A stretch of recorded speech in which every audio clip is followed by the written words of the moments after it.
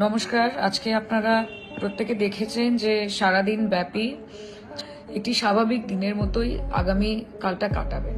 আপনারা ভয় পাবেন না। কোনো রকমের ঝামেলা হলে, কোনো রকমের অসুবিধে হলে পুলিশ প্রশাসন তারা আপনাকে সুরক্ষিত রাখতে দায়বদ্ধ এবং তারা তাদের কাজ করবে।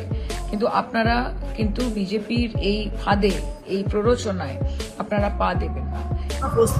আমরা অলওয়েজ রেডি, বর্ন রেডি।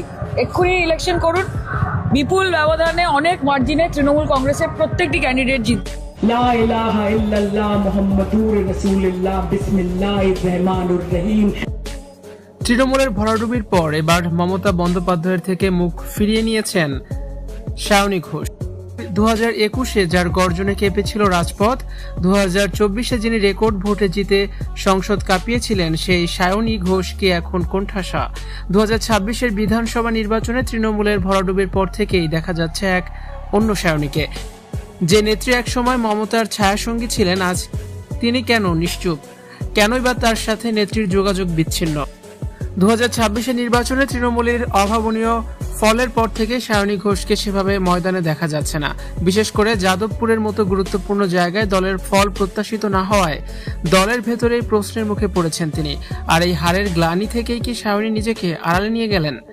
বিশ্বস্ত সূত্রের খবর, তৃণমূল নেত্রী মমতা বন্দ্যোপাধ্যায়ের সাথে সায়নী ঘোষের আর আগের মতো সম্পর্ক নেই। দলীয় মিটিং বা নবান্নের ডাক, সবখানে সায়নীর অনুপস্থিতি এখন টক অব দ্য টাউন। একসময় ঘনিষ্ঠ নেত্রীর ফোন না ধরা বা এড়িয়ে চলা কি তবে বড় কোনো সংঘাতের ইঙ্গিত? রাজপথে দাঁড়িয়ে বিজেপিকে তুলোধনা করা সেই দাপুটে ভঙ্গি এখন উধাও। সায়নী এখন সোশ্যাল মিডিয়াতেও আগের মতো আক্রমণাত্মক নন।